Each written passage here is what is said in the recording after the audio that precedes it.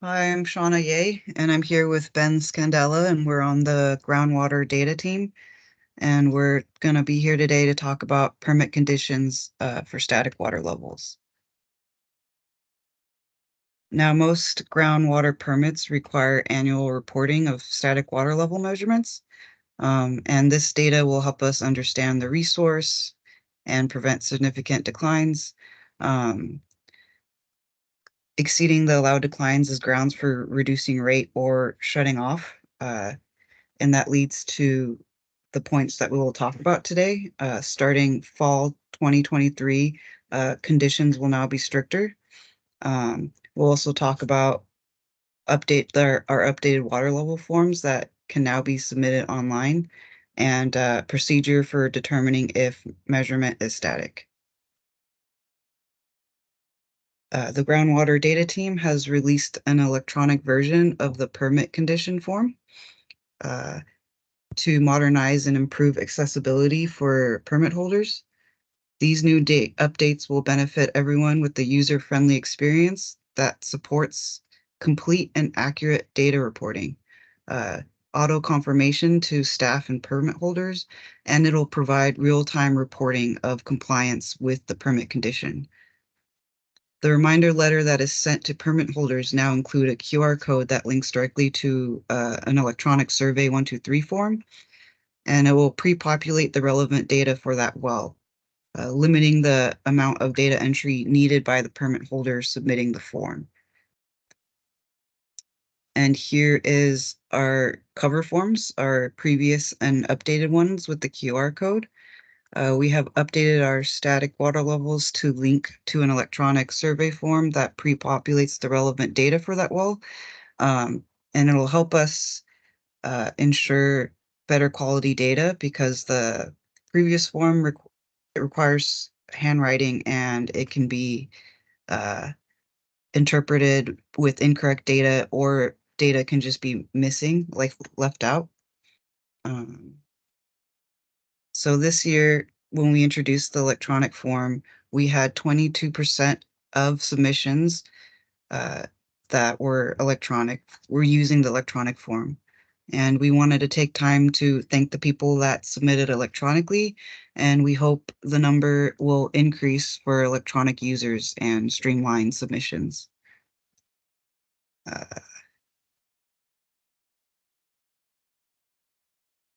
so here is our new electronic water level reporting form, our static water level reporting form. You could fill out a blank electronic form using this link, or you could get access to the physical paper form using this link. But to continue with this form, you could see that the pre-populated information for the well is here. So if you could just take the time to review it when you're going through to make sure the application number is correct, the permit number is correct, certificate number, that's all correct. The well ID, well log IDs matches. We also include previous water level measurements. So if you want to go back and double check to make sure that you're at the correct well with the same measuring point, and the last data matches as well. Uh, all you would need to fill out is the new measurement, date, pump time idle, measurement method, reusing measuring point, if not, yes, no, uh, description. And the second thing you need to fill out is the person who made the measurement. Um, I would say that you should say yes to the email notifications, because then it'll save time for you to having so that you don't have to receive a paper form and then have to use a QR code and do this whole link all over again when you can just get an email reminder that has a clickable link. Um, so you could just go directly to this form. And then you just need to submit.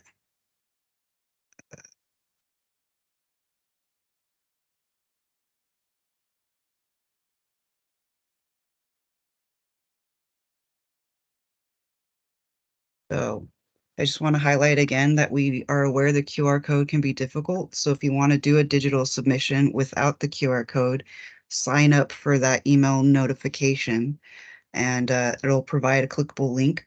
So next year you could just click the link and it will streamline the digital submissions without having to use the QR code again.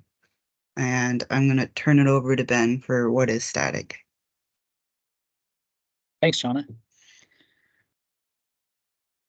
So the goal of measuring annual water levels for these permit conditions is to get a consistent annual record to compare for looking for long-term trends, like how is the March water level changing year on year. Ideally, we would be measuring the annual high water level each year, after winter recharge and before the significant onset of influence from pumping, but that doesn't always happen in exactly March, such as in this example here. You can see there a couple years, I guess, almost 3 years of data in clock 50585, a particular well. The peak in this well happens more around May, but the March measurements are still likely useful. And the remaining question is, how do we know that the measurement is actually static? So the permit conditions say that you should report a static water level. Ideally, the water levels that you do measure will be static, but if you happen to go out on a day when the well has been recently pumped, or a nearby well is pumping and that's causing the water level to rise or fall significantly in the aquifer, we probably don't want to put that in our database indicated as static. And also, we're not going to force you to go back, the next day or next week to try to measure it again just for the sake of getting a static water level measurement. What we ask you to do is just use a rigorous procedure that we all agree on to determine whether the measurement you take is close enough to static. And that is the criterion we're going to use is to test that the rate of change of that water level is slow enough, so that if you happen to be measuring on one of these days when you see a strong spike downward from the sort of long-term trend in this well, that's a water level that's not really representing static conditions in the aquifer, and we don't want to indicate it as such in the database. So during those times, if you were to measure a couple of consecutive measurements, you would notice that the water level is probably changing pretty rapidly. And the question is, how rapidly is too rapidly to be static? The department, on the next slide, has agreed on a procedure to determine that, and we're going to ask that CWREs do the same. Obviously, the first step is just use your basic observation, look across the street. If there's a pivot that's operating, that should make you skeptical about whether you're going to be able to measure a static measurement in the well you're actually measuring. But if you don't have other observational data, we look at consecutive measurements in the well. That is, take two measurements at least 2 minutes apart, and if they agree within 0.02 feet, 200ths of a foot, that's a slow enough rate that we're going to call it static in the absence of other information. If you measure those two water level depths a couple minutes apart and they are more than 200ths of a foot apart, we're going to say that's enough variability that it's probably not just random measurement error, the width of your fingernail or whatever.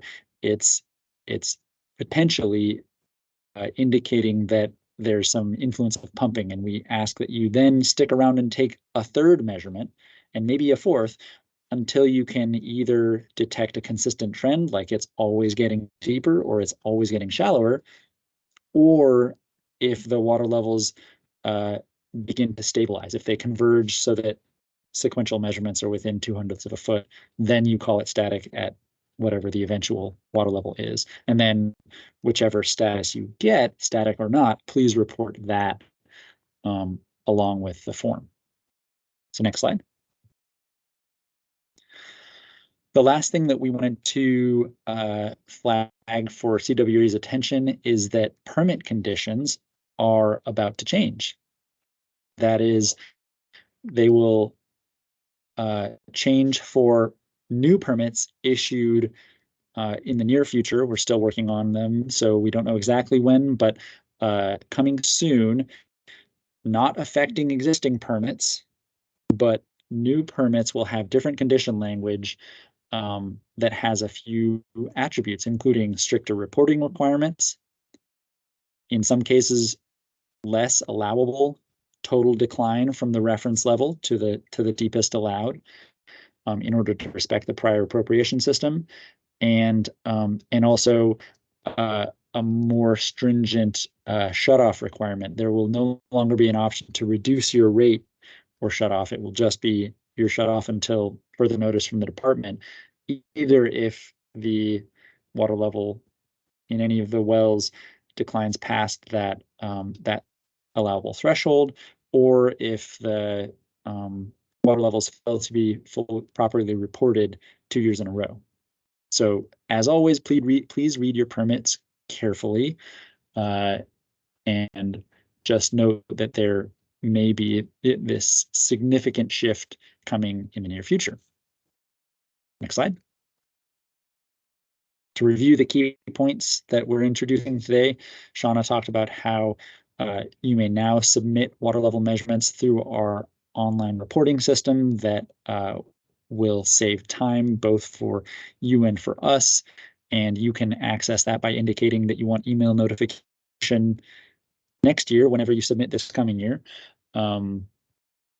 or by using the QR codes that you'll get on the notifications. I then described how we, as a department, and we're asking CWREs to determine whether measurements are static or not by taking 2 measurements, at least 2 minutes, and asking, are they within 2/100ths of a foot? And finally, keep an eye out for new permit conditions coming this fall. Next slide. So here's some contact information for the water level reporting group, both an email and a phone number. We welcome your questions, comments, and concerns. Thank you for your attention.